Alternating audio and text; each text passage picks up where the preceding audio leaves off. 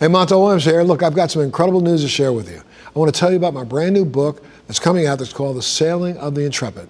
Now, this book is more than just an historical account. It's a tribute to the brave men who served aboard the USS Intrepid and a celebration of their extraordinary legacy. Writing this book was such an incredible story, and I'm really thrilled to be able to share it with you. So don't wait to grab your little piece of history. The book is available right now to order. You can go to montelmedia.com, and you can even get a limited autograph signed copy. Now, thank you so much for your support. I can't wait for you to read this incredible story of the sailing of the Intrepid. I'll see you on the pages.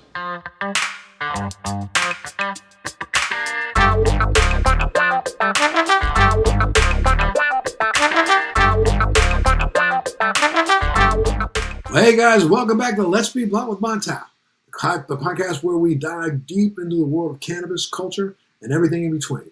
I'm your host, Montel Williams, and today we have an incredible guest joining us. He's a Peabody Award-winning documentarian turned cannabis industry trailblazer, CEO of HoneyProjects, and the true visionary that's reshaping New Jersey's cannabis market. Mr. Jeffrey Miller, thank you so much for being a part of the show today, sir. Thank you, sir. What a pleasure it is to be here. Absolutely. It's so good to have you. I got to tell you a very funny story. One of my roommates at the Naval Academy, his name was Jeffrey Miller. So I'm glad I know four Jeffrey Millers, yeah. you. Well, now you know a fifth. There's a fifth one. It's a guy who went to the Academy of Mental Woods.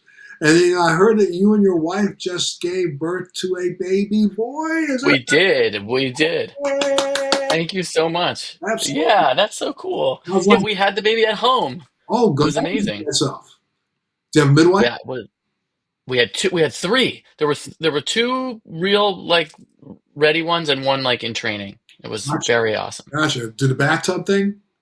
Did the bathtub thing, full Oh, on. yeah, good. Were you in there?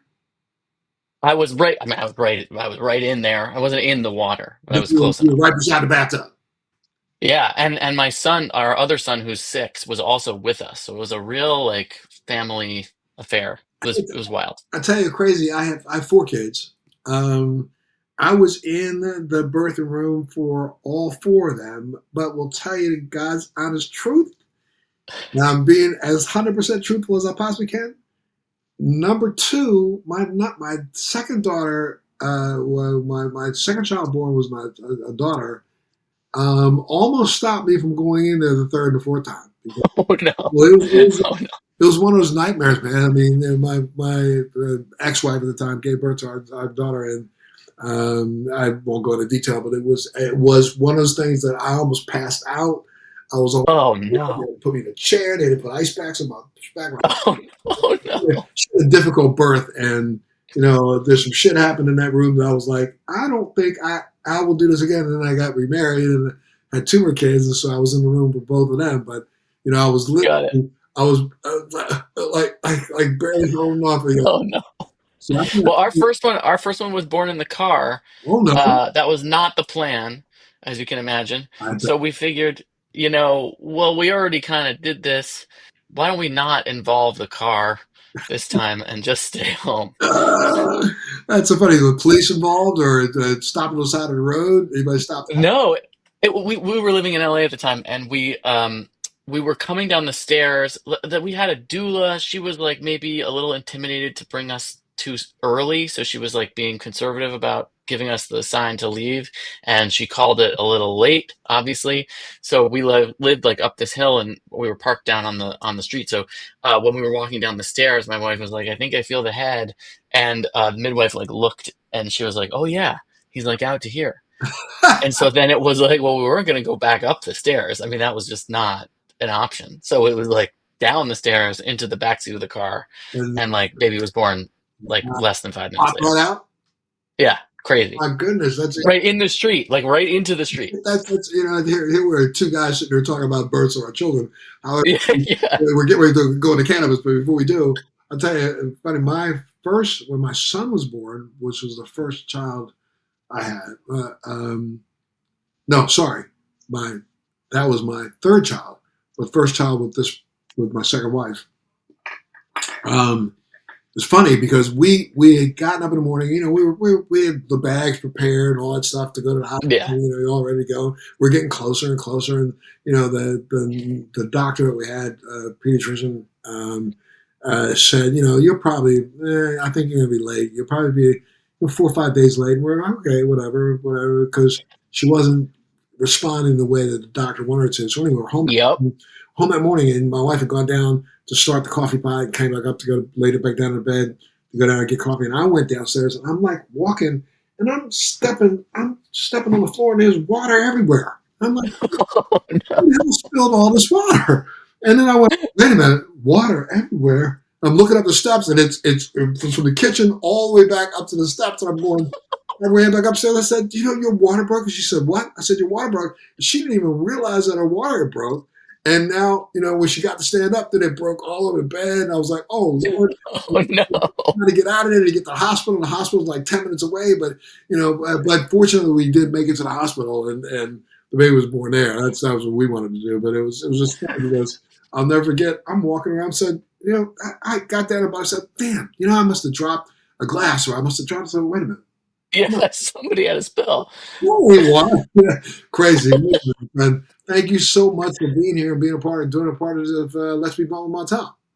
Yeah, I can't wait. Can't wait to talk. You've had such a fascinating journey from your award-winning work in the film industry to becoming a leader in the cannabis space. Let's start there. What inspired Yeah, you to make absolutely. that big leap from filmmaking to cannabis? Absolutely. Yeah, it was really interesting. So, I had been working on a project actually about cannabis for many years, several years. It was based on this book called Thai Stick, which is about these surfer smugglers who ended up in Thailand, and they were the guys who were like, supplying Thai Stick to the states in the 70s.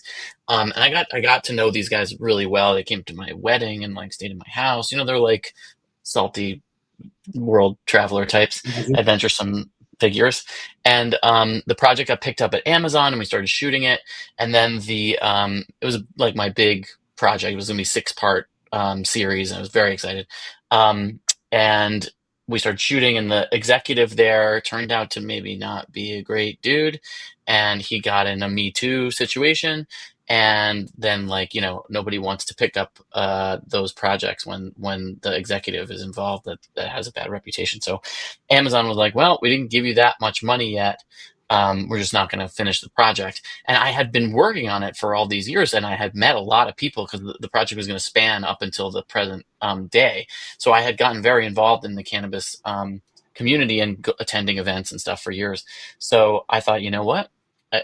This is crazy. I can't be at the mercy of this entertainment industry stuff anymore. I was about to get married, want to have a family, so I thought I'll do something normal.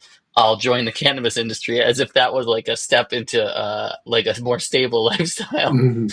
And it's been a Wow. wild ride since then. Yeah, it's been crazy. Well, now, Jeff, you've been really open about using cannabis to manage clinical depression and anxiety. Did you do that before? Were you using cannabis before you decided to like venture into the business, or Oh yeah, did yeah. you? In fact, yeah, I moved to LA, for documentary and TV stuff. And when I got there, it was so incredible, to be exposed to this, what to me was a very new cannabis world of real knowledge about genetics and effects, and actually, I saw what you were doing, and it's not an accident that I'm very grateful to be here with you. And it really opened my eyes to a new way of having a relationship with cannabis. And I did start exploring how it could be used in conjunction with therapy and mindfulness and self-awareness to try to shift some patterns of, kind of ruminating and depressive thinking. That's what's helped shape your personal approach to how you run your own cannabis business now? Absolutely. I mean, very directly. Yeah. And it sounded like when you were explaining the fact when you shifted over, you were trying to find a more stable of a work opportunity, and now you're in a business that is literally in a state of flux like no tomorrow.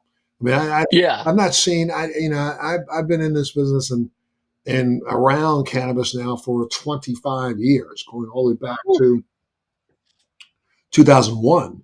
And I don't remember this business being as unstable as it is today, as it was even 10 years ago.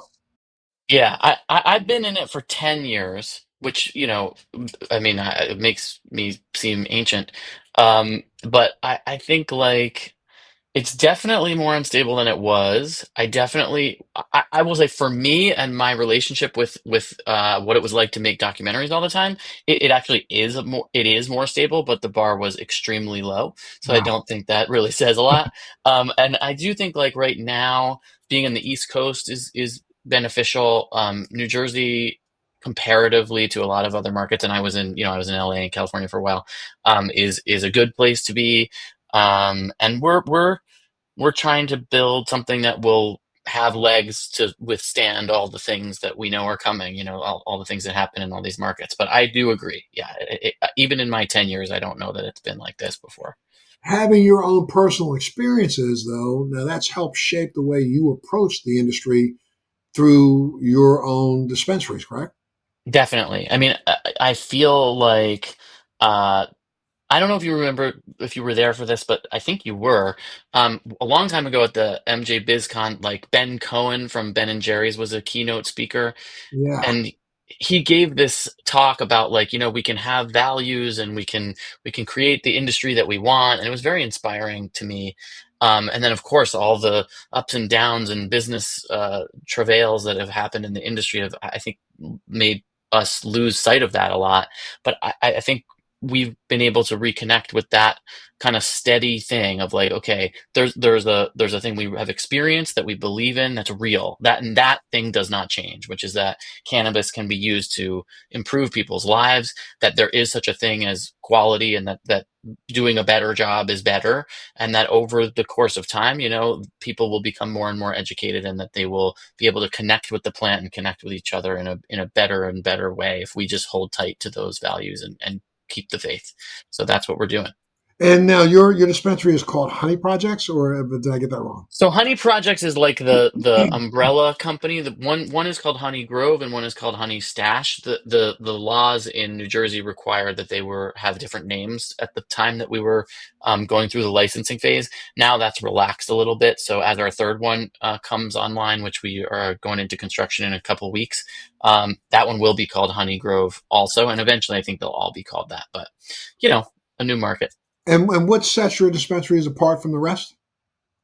We have a real focus on what we put on our shelves. We're very choosy and very picky about what we carry, and we feel like that's a service that we do for our customers. I mean, we don't put anything on our shelf that we haven't been to the grow and seen what they're doing, that we haven't gotten to know the people and understand what their values are, so that we can understand how they might respond to challenges in the marketplace. We want to make sure that we're aligned with them, both in terms of the quality of what they're doing and the values that underlie their business. And we have certain rules. We don't carry any, radiated products. So, there's a trend of remediating certain, biological contaminants with radiation. And we even among the growers that do that, sometimes we request that they not give any of that to us, and they know that if we find out that they do, we probably won't carry their stuff anymore. So we are really trying hard to walk the walk, and to make it easier for the average person whose life is not oriented around knowing everything about the weed brands in the state, for them to know that when they come into our store, they can be confident that no matter what they pick, it's going to be something that we stand by. You champion small batch craft cannabis makers and developers and farms. Are you Yep. fully vertical yourself? Do you have your own farm? We're not. It's on the roadmap at some point in some way, whether that's through a partnership or some other more creative arrangement. I don't know how it will shake out, but obviously we're passionate about the plant, and we care a lot about how it's grown. So I think it's on the table, but in the short run, like as the industry has been developed, like we really feel like this has been an important role for us, and we've been partnering with some of those smaller brands, and we've started to come out with our own products in collaboration with some of them just recently. And that's not only just to maintain like a connection with the community, but you feel it's really important that you prioritize using independent brands in your store. Why? We do. One of our core values is integrity over profit, and first of all, we espouse that because we feel like it is. the right thing. Like it helps us sleep at night and feel good about what we do all day, and it's a value it carries all the way through the way we run the business. But we also think that it is a good business decision. Like we really feel like having that long-term commitment and being authentic and trying to be as rigorous about what we believe all the way through is what will set us apart. We don't have the most capital. We're not the best funded business. We have to play the hand that we have and that we want to play, which is we have standards and we care. We care very deeply about our employees, about our customers, and about what we carry. So we really think that the people who are putting more heart into what they're doing have a place in this industry that really maybe in the long run more stable, even if it doesn't end up as gigantic, and maybe it does, right? So who knows? But Yeah, I have we a have feeling. faith. I have a feeling as this all shakes out, it might be that the small batch that is more That's stable yeah. overall. Because I mean, again, we hope so. huh? We hope so, certainly. Yeah, yeah. I mean, because I think the consumer recognizes the difference. Yeah, I used to produce a craft beer TV show um, during the like kind of heyday of craft beer, and like you really could see in that experience like how that worked. How people were able to connect with those brands, and how the individual people, the brewers or the business owners, were able to like really create a sense of community around what they were doing, and that it became very desirable for those bigger beverage companies to like snap them up and try to figure out how to play that game, which of course they didn't really do that well. Sure. So yeah, Dave, let me ask you that. I read something that you have a certification in psychedelic therapies. Is that right? yes, yes. And what does that mean? First off, what does that mean having a certification in psychedelic therapies Yeah, industry? I mean that's a good question, right? So, these days there's been a lot of research and a lot of work on very deliberate and intentional use of psychedelics for therapeutic purposes, as well as like personal development. Wellness in the largest sense, whether you are actually ill and ailing, or you're a well person and you want to be more well. Psychedelics can be really intentionally used in a deliberate container to bring out opportunities for neuroplasticity and personal growth. So there's a bunch of groups that have put together training programs internationally in the states, especially in some of the states that have legal frameworks for psychedelic therapies. And I had an experience of doing that within an underground facilitated session that was really, really profoundly impactful on my life and on my experience of anxiety and depression. And so I felt immediately that I needed to like get involved with this and try to help advocate and foster this kind of thing. So I joined the first year of a program called Vital, which is run by Psychedelics Today, which is a media company that does psychedelic education. And it was a year-long program of training both in history, practical applications, medical concerns, and how, the latest updates on the psychedelic research and what's going on. And we had amazing guest speakers that are very well known in that world. And it was an amazing experience, followed by like a trip to Jamaica to practice the craft of space holding and facilitating for people when they're having psychedelic experiences. Do you see, first off, psychedelics having and playing a major role in mental health as we go forward? And also, how does the cannabis and psychedelics combine? How do they work together or complement each other when it comes to wellness? Totally.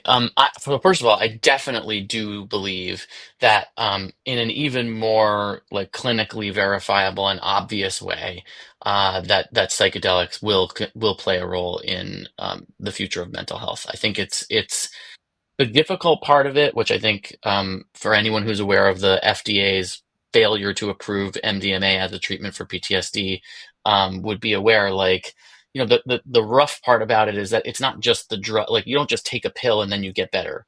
There's like a experiential aspect of the ceremony or the therapeutic container that's much harder to regulate. So I think that's the roadblock of like, how do you fit that thing into our medical framework? I think that's challenging, and is a live discussion and controversial thing that's happening right now. But I think that people will figure it out. I think it's a powerful enough treatment that it will get worked out. You have been a very vocal advocate for excuse my mouth, destigmatizing cannabis and psychedelics. What do you think are some of the biggest misconceptions that people still have about them? One, Yeah, and have you noticed in your advocacy that you're breaking through? that's a great question. So I have a few parts of an answer. First of all, cannabis, I think, has the benefit of being, very much more available, very much less intimidating, and also like often less intense as a tool for personal development in this kind of psychedelic way. That said, people have a existing relationship with cannabis in a lot of times, and so it can be hard to get them to open up to the idea that they could use it in this way. But the thing that does do that is the kind of intentional, ceremonial, or deliberate use of cannabis to do this, to take cannabis and to wear an eye mask and listen to music like you would if you were taking 5 grams of mushrooms or something like that. um, so it does work. Like, you can have a truly journey like experience on cannabis, and it has the benefit of being shorter and easier to get out of if something happens, right? Your child wakes up and you got to get out of it, you got to be normal. It's much easier to do that with cannabis than it is with other plant medicines. But the advocacy part, I think, like, I think people are getting through. I think Michael Pollan's book, How to Change Your Mind, had an enormous impact. And then his show, ironically, like, the documentary that I had made, King Corn, which won the Peabody Award, that I was involved with, Michael Pollan was like our major expert in that movie. So there's this funny arc from talking about the farming in America all the way to psychedelics for therapeutic use today. But I do think it's moving forward. I think that the practical aspects of how does this work? How is it a business? How does it work in the medical framework? Is that even a good idea? Like, I think all that stuff is really open to debate right now. But I think that what's becoming more and more clear is that people are doing it anyway, and they're becoming convinced that this is something that they want to have access to one way or another, and they're going to do it whether it's like legally structured or not. Do you see a day where this is going to become something that is, how do I say it? Something that is put into the cannabis industry? I mean, is it something you think you'll be able to pick up psychedelics at dispensaries, or will it be a separate set of dispensaries for psychedelics? I think it's going to be separate, and I think the way it's going right now, it may not even be in a dispensary model. Like, there may not be a recreational version. There might be. I think there's a lot. It's just a very debated thing. I think there's a lot of people that are pushing it for it to be very medicalized, right? Like, you're going to go to a prescribed location that has a treatment certification, that you're going to go there and sit with people who are certified themselves, and blah, all this kind of very regulated experience. And as a person who had what would have been that experience if it had existed as a legal thing, I will say, like, I support that. I think it's great. I think there's a really wonderful opportunity, but I also think there's a lot of other ways that people are using psychedelics deliberately that don't fit into such a medicalized framework, and what will happen to those things. Especially if they're extremely microdosed, right? Exactly. And microdosing is a whole other territory of, like, some people say it doesn't do anything. Other people swear that it absolutely does. I think there's, how do you do that, right? And the other thing about mushrooms is that they're actually quite easy to grow and cheap to grow. So compared to, look at cannabis, like, there's a lot of similarities, but there's a lot of differences also. And I think it's hard to imagine a framework where people are consuming psychedelics with the frequency that they consume cannabis regularly, unless it's in a microdose kind of way, right? Like, nobody's going to do 5 grams of mushrooms 5 times a week. I mean, that Right, is right. a crazy thing to do. But So they could do a tenth of a gram exactly, daily, exactly, daily, and right. have a benefit from it. Correct. Indeed, yes, and many benefits, and they're still kind of discovering what all those are.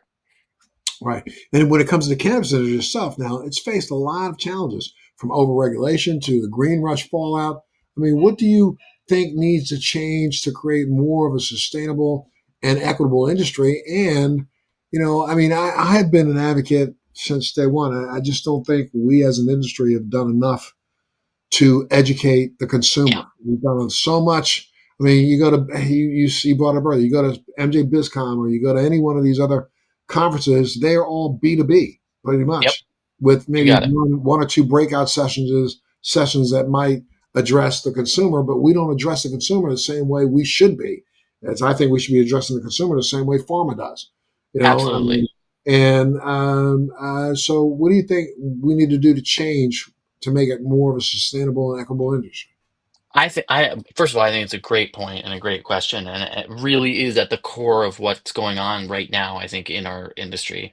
Like, and not to tie it up too neatly, but I do think that coming to the public with an actually like thorough version of what your authentic intention is, I think is a good place to start, right? It's not to say that there aren't plenty of businesses that are doing that, but I think the fallout of the green rush, I think, is a big part of why we haven't made more progress in that regard, right? There was all this money, and then there was so much desperation about trying to recoup and catch up to what the expectations were, that like the attention that would have gone into building that educational framework and really doing that outreach, I think got totally steamrolled by the financial disasters that really took over. So I think maybe right now, and I see this especially here on the East Coast, right now I feel like there's an opportunity to recommit to those kinds of principles and get people who are not in the industry to care, because they could see that this is actually now being done in a way that they can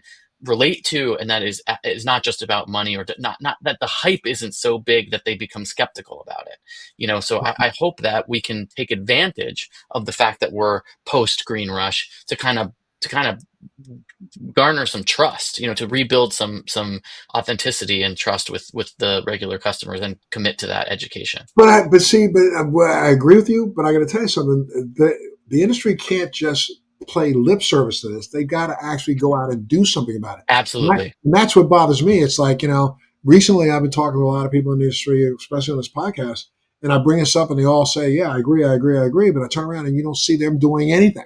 I mean, Mm. they claim that they want to, push forward with more education.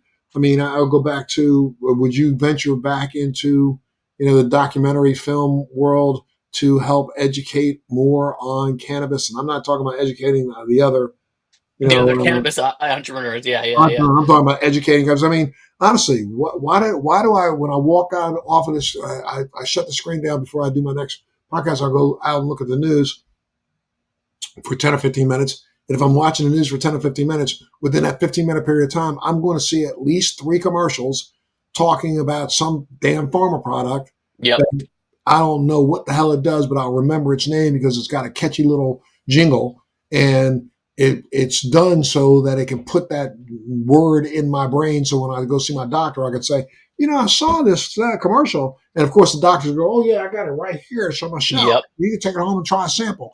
This is where we need to get to when it comes to the cannabis industry. We need to start educating the consumer, and especially right now at a time where, you know, I'm not knocking it. However, the truth of the matter is, so many dispensaries around the country have gotten all caught up in let's find the highest THC Yeah. to put on our shelves, not understanding that their biggest spenders that come through your doors will be the baby boomers because they have the most disposable income right now.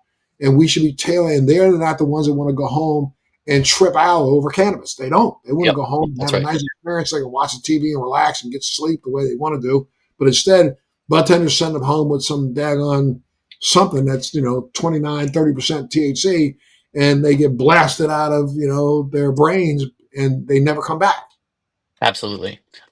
Okay. There's a couple things you said I want to respond I to. probably talked about three things. Yeah. Yeah. I gotta. Break I it down. gotta. Break it down. Break it down. Okay. So I think on the education front, and this has been a part of our plan from the beginning, because obviously, like everyone knows, I used to make documentaries, not like a secret. So we felt like we needed to get the stores like functioning and stable and build a brand so that people would know what we're about, try to get the word out about what we're doing.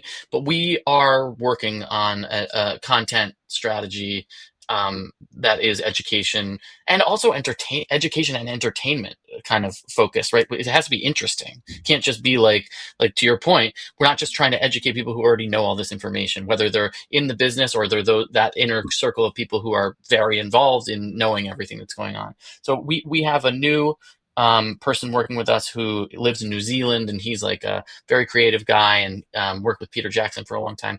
And we're working on some animation ideas and some other kinds of ways of communicating with the public, with consumers and normal people, to try to get some of this information out, and also to try to entice them with something that's funny or interesting or compelling. So yes, we couldn't agree more, and I feel like it's not an accident that like I'm involved. Like that's what I wanted to do in the first place. So here we are, and hopefully we get the opportunity to connect with people doing it. And Keep then me, as keep, far keep, as keep me in mind as you move down this path, because I have to tell you something. This has been a project. This has been an idea, and I've been trying to pull this off for 20 years. So, yeah, yeah, as you're moving forward, let me keep in touch, because I'd love to. absolutely, Yeah, for sure. awesome. Be great to do something. So yeah, we will definitely keep in touch.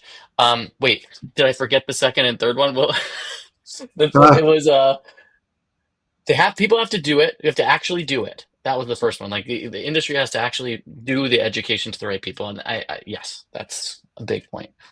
kind of, and have to embrace it in a way that it's more inviting for the public to understand that Yeah. not only are you selling a product, but you're selling something that comes along with it, a lot of information and a lot of ways to help better your life.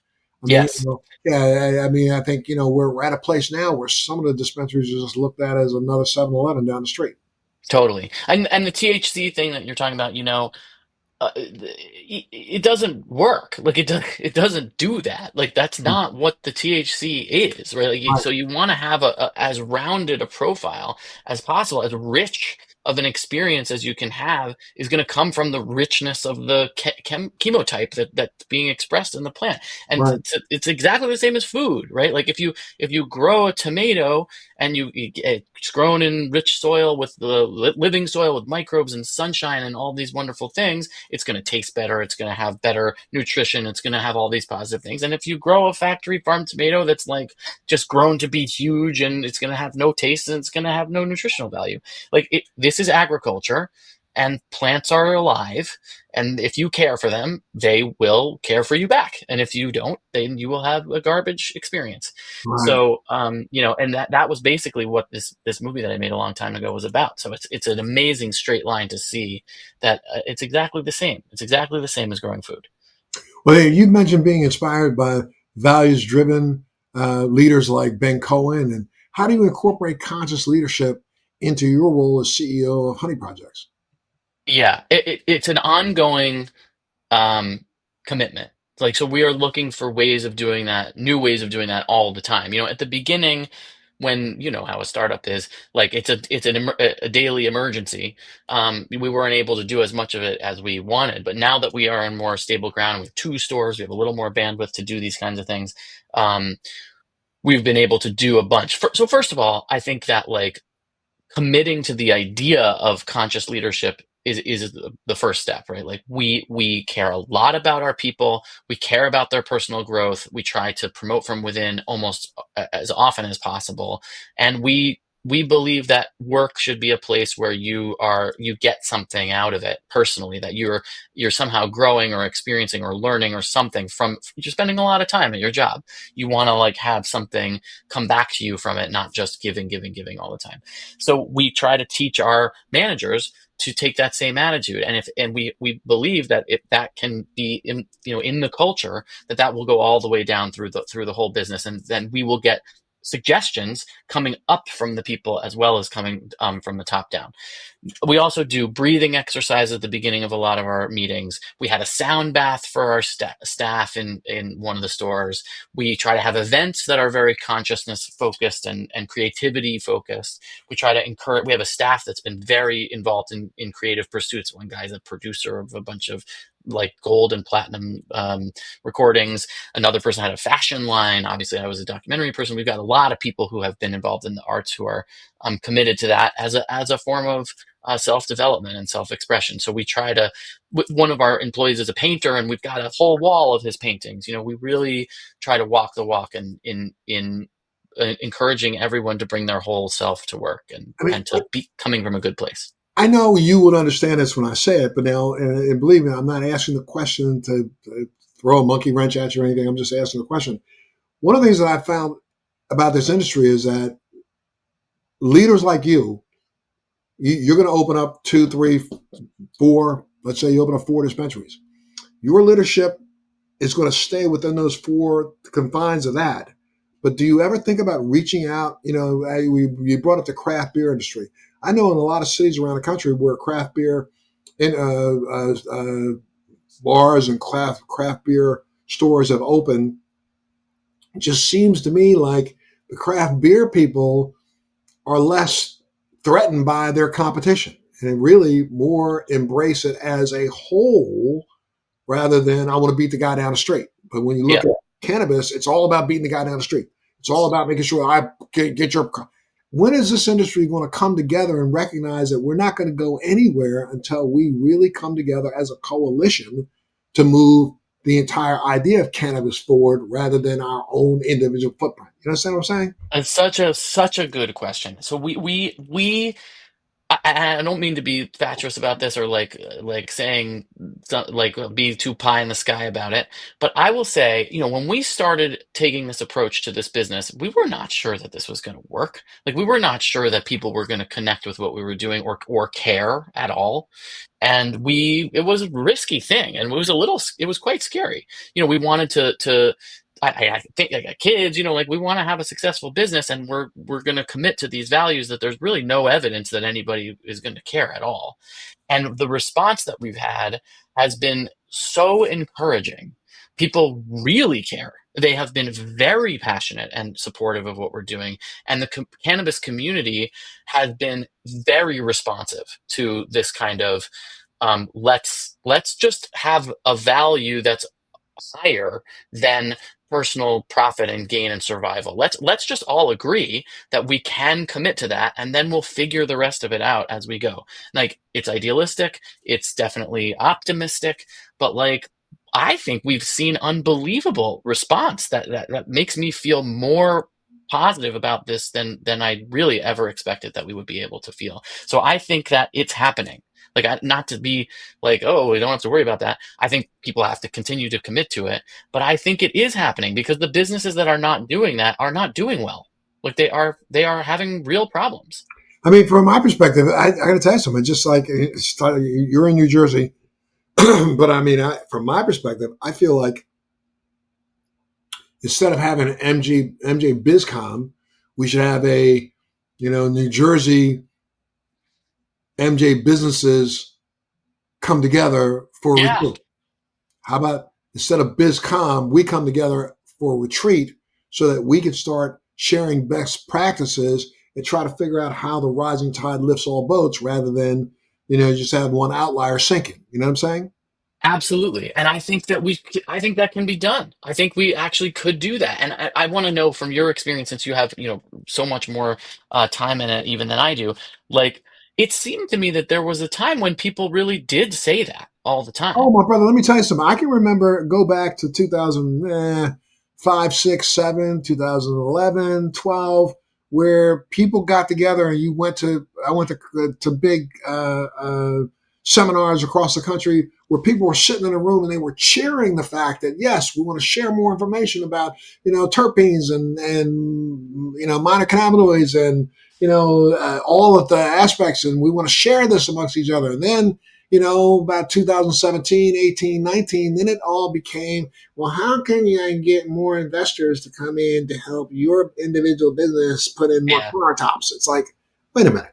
Or here, I got two new extraction machines that cost you about $60,000. However, the business kind of changed a little bit for me, and yeah, I have not seen it swing back yeah, yeah, personally, and I would love to see it swing back. Um, I'd love to see more conferences where we bring in mothers of children who have yeah, literally lives have been changed, or people who have survived cancer, and people who've done other things, and people who can share with the audience, if you're dealing with this issue, here's something that I think you might want to try. Not necessarily, I'm not trying to sell you a particular phenotype. I'm trying to sell you the idea of, like you said, broader spectrum cannabinoids. I've not seen that shift back that way yet. And until it I, does, I think this industry is going to be, sucking hind tit. I mean, I completely agree. yeah. Yeah, and also I don't want to do that. Like we're every day is precious. Like we're getting older every minute. Like if that's not what we're doing, what are we doing here? I also think, and I would love to know if you agree with this. Like, so it's been so interesting to watch the cannabis industry and then get involved in the psychedelic space and see how they're the same and different. One thing that I've been noticing obviously cannabis had this green rush and the money actually came in, and then there was this bust, and everybody got desperate, like cornered rats and fighting over crumbs, and it got so nasty and ugly and horrible, honestly, right? And in psychedelics, there was the hype moment where the money was about to come in, but then when the FDA didn't approve MDMA, it never went in. The money didn't actually materialize, People are and so scared. People are so yeah, scared that the Fed's going to step in and try to do the same thing with cannabis that they did, or sorry, with psychedelics that they did with cannabis. And, and that's a whole nother story because, again, part of, I think, what this industry, it's like forming, do we really have an industry organization? Do we really have one? Is there really a cannabis industry for it? No, there's not. And no, until we can get more guys in a room that want to sit down and say, it's going to take all of us together to go and lobby these three congressmen and senators to make them push it over. It's not going to change. And yeah, honestly, I think the business is in such a state of flux right now that, survivability, look, all you got to do is get the wrong message out of the Fed and this industry dies. Whether yeah, we keep it agreed. or not, it goes back into the black market, Yep. and everybody in the green market or in the legal market is going to be trying to figure out how they can sell their assets off as quickly as they possibly can. Totally. So because the money didn't come into psychedelics, I feel like they've been able to hold on to those values better, right? Because the bust didn't cause anybody to lose money. It just was like a hypothetical return that never actually happened. So the desperation like didn't occur. The infighting and the backstabbing like didn't happen yet there. And So I also think that same industry, though, psychedelics, everybody is trying their best to etch out, scratch out their little footprint yeah, yeah, rather than come together yeah, and it's true. figure out how to let the public know that there is something of value here. Let's keep teaching the public about the value because, again, it's the consumer that drives the product. It's not Everything. the business that drives it. The consumer says, Everything. I want this, it comes. When we don't let them know why they want it, they ain't going to give a damn and they're not going to come up Yep. to the table. Exactly. Exactly right. Yeah, I couldn't agree more. I feel some sense of responsibility that like I want to participate and make that happen. And maybe we are making a little bit of progress, but I think the opportunity is now, and if we don't do it, I agree the consequences could be rather dire. It's a person like yourself who has that, very unique blend of media and cannabis, media and entrepreneurship that I think can make this difference. See, because I would tell you, and we could do this offline at some point in time, but offline we ought to let's talk a little bit about your ability to do a documentary. See, right now, I'll give you. I've had conversations in recent months, and I can't remember, what outlet I was talking to, where I just try to take people down a little historical journey of cannabis again in the United States and make people understand that what you don't know is what could really push this over the top. The fact that Yeah. we live in a country that at one point in time you could pay your taxes with hemp. Yeah, it's such a good Our, one. It's our, amazing. our, our forefathers grew, all of them grew All of it, them. Every all of single them. one. Every single one of them grew it. They sold it. They used it. They smoked it on their back porch. They know that they did. Why? Because we Yeah. were living at a time where there was no air conditioning, no heat. We were living at a time where you all the water you drank was really near beer. People don't even know that. People think, Yeah. oh yeah, you could go to a tap in 1695 and pour a glass of water. No, you couldn't. You went down to the river. You sent a slave down to the river. They got a bucket of water. They brought it back up. Somebody had to put that water on a fire, boil it, and add a little alcohol to it to kill all the progeria and all the other crap that was in there to keep you from Yeah. getting dysentery. People don't know that. Absolutely. So we were, and you didn't sleep in a bed. You slept on some hay. You slept on a rock. You know what I mean? You went out into the woods and you wiped your ass with a leaf. Yeah, You know what I'm saying? absolutely. So Yeah, people they don't connect that, and so when I say those kinds of things, to connection is, yeah, you ain't shitting. People got up in the morning, they smoked a hemp cigarette because it made them yeah, feel a little bit better today. I feel a little right bit on. better when I go to work, go out in this field, and we need to make people understand that hemp was the bumper crop in America before Yeah, tobacco. It yeah, has always been a part of us. And now yeah, when we act like it's something that people are trying to shove down your throat and poison your kids with, no, it's not. Remember, in the 1940s, we had hemp for victory during World War yep, II. yep. It wasn't that long ago. That's right. These are things that need to be told. Again, people need to be re-educated rather than walk away with all the bull crap that they've been told that's not true. And Yeah, a documentary about that, I'm going to tell you something. I think would right now in a time where theaters right now are struggling. You put on a good documentary right now, put it in a four wall in a theater, yeah, I guarantee you that the public will turn out and watch it. yeah, yeah. We're thinking about that too. So yeah, Okay. we should talk. Yeah, let's talk because I'm telling you, my brother, that's what's going to, I think, set this apart 10 years from now. That's when all of a sudden we're going to start to realize we'll finally reach what we want to reach. What do you think are some of the future of cannabis retail looks like? I mean, are there any trends or innovations that you're particularly excited about? It's funny. It's a funny question because we're in New Jersey, where it feels like the regulations are a little bit older. I feel like in California they went through a bunch of stages, and first there was the deli style days, which was amazing. Like you could really interact with the product. I'll answer this in my dreams, people would be able to interact with the flower more directly because I think most of us believe that that's how you know whether it's the right thing for you or not. Like if you can't smell it or see it or get in with it, it's really like reputation, and that's like not all people are different from each other. It's very difficult, and you have to become like almost like an expert in lineage of genetics to really be sure that this thing is going to hit you where you need it. It's And like you can't believe in it anyway because of lineage it's genetics. all bullshit. We're Yeah, so far. exactly. It's all bullshit. Yes, It's all you're right. bullshit anyway. Yeah, so like I would love to see a better way, but in New Jersey, you can't even have packages open. We can't even open a bag and hand it to the customer and let them smell it. That's not even allowed here, right? At least in California, you can do that, right?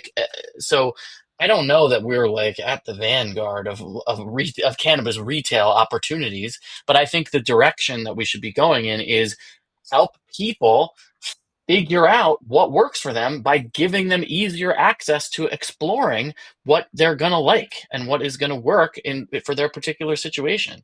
So, I mean, in my dreams they would allow us at least to open the products in the store. I mean, what is going to what I don't even understand what the fear is in that. I can't even get myself into a scared enough mindset to understand that. So, Crazy, but is it the fact that we stopped? I got to tell you, I remember distinctly, my friend. Let me tell you, from about 2001 to about 2008, I literally was in different legislatures across the country. I mean, I testified before the legislature in Connecticut, in New York, in Maryland, and you name it, across the board, going in and sitting down and talking to some of these people who are elected officials and having hard conversations. And I know that there are organizations that are still trying to do that, but I'm not sure how effective they are because they're going in more and yeah, saying, I need to make sure that I'm allowed to do X, Y, and Z with my taxes. That's not the yeah, conversation. We need to go back to the fact that this is something that is being used. You can't stop it. yeah, When you look at yeah, a country where there's $30 billion worth of legal cannabis being sold and 120 billion in illegal cannabis being sold, there are people using this product. yeah, So let me yeah, explain to you why they're using it. They're using it because these people who use cannabis are using cannabis. I don't care whether or not you call it rec or not. I think anybody Yeah, who gravitates to cannabis is gravitating for a medical reason to begin with. If you think it makes absolutely. you sleep better, it makes you sleep better. Sleep, that's a medical Yeah. reason.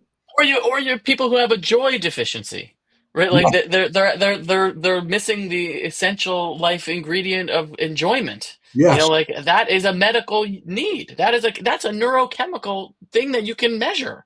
absolutely. It's not a made up thing. It is all all use is medical use. Like, yeah, of Yeah. course it is. Yeah. Well, my friend, I got to tell you, it's been such a pleasure talking to you today. I can't tell you. I've enjoyed this conversation so much. For those people looking to break into the industry, what advice would you give them?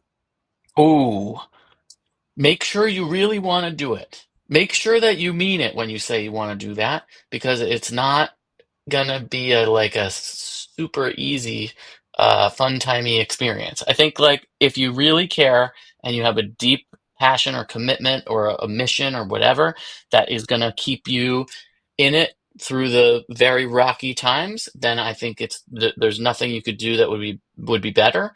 And if you don't have that, do something else. There you go, for sure. And before we go away, look, give out your stats and stuff so people can find you, where your stores are located at. I mean, you want to give out the website or whatever, throw it out there. Sure. Yeah. So all our stores are on the website honeygroveddispensary.com. We have social media at HoneyGrove NJ and HoneyStash NJ. The stores are in Metuchen, New Jersey, which is sort of further north. It's like a commuter town outside New York. It's on the train line, and down south outside Philly, in a town called Clementon or Blackwood, where is 10, 15 minutes from Philadelphia. We have a lot of events. We have concerts. We're building some wellness events and trying to just keep building out farther and farther to include more and more people. So come on and check us out. Come to the stores. Come to an event. Check us out online. And the content stuff is forthcoming. We are on our way. Okay, and last thing, last but not least, but you got any new? What's new for Honey Projects? So we got anything exciting coming on the horizon? Yeah, I mean we have this new store coming in Elmwood Park, which is really like outside New York, for even further north. We have our own products that are being developed. Like we have our first product out on the market, but there's much more coming, which we're super excited about. Bringing in our own genetics and working with some great growers and trying to satisfy some things that we don't feel are being covered yet in the market. And then events this past weekend, we had our 2-year anniversary at Honey Grove. We had Rich Medina, the DJ was there. It was pouring rain and we had hundreds of people there. It was and Wow. a car show at the same time. It was awesome. We're trying to just continue to do things like that, and there's more events on the horizon. Super. Well, my friend, really great talking to you today. I know that my viewers enjoy this immensely. You got an open door here anytime you want to come back. Let me know. You got Awesome. anything on the horizon that you want to talk about, chat about, or if you just want to chop it up, I'm here. Okay. Cool. Thank you. Yes, let's be in touch. It's been a Thank you pleasure. so much, sir. Thanks for being a part of Let's Be Blunt with Montel, and thank you for tuning in to this episode of Let's Be Blunt. Make sure you stay frosty, keep the knowledge going, and make sure it just keep sharing the knowledge that you have with so many people. We love to have you back, so tune in for the next Let's Be Blunt with Montel. Thanks for joining me on Let's Be Blunt with Montel. Please make sure you're subscribed and hit the bell to be notified when new episodes post each week. We'd love to hear your feedback also, so please send us your comments. Military Makeover is so grateful for the support of Purple Heart Homes, a nonprofit organization that rebuilds and transforms the homes for our veterans. Our heroes come home with sacrifices most of us can't imagine. As a veteran myself, I've been there and founded Purple Heart Homes to help. When I tell the story of Purple Heart Homes, it's the freedom to not have to depend on somebody else to do the simple everyday things in life. Visit phhusa.org/makeover to learn how you can help.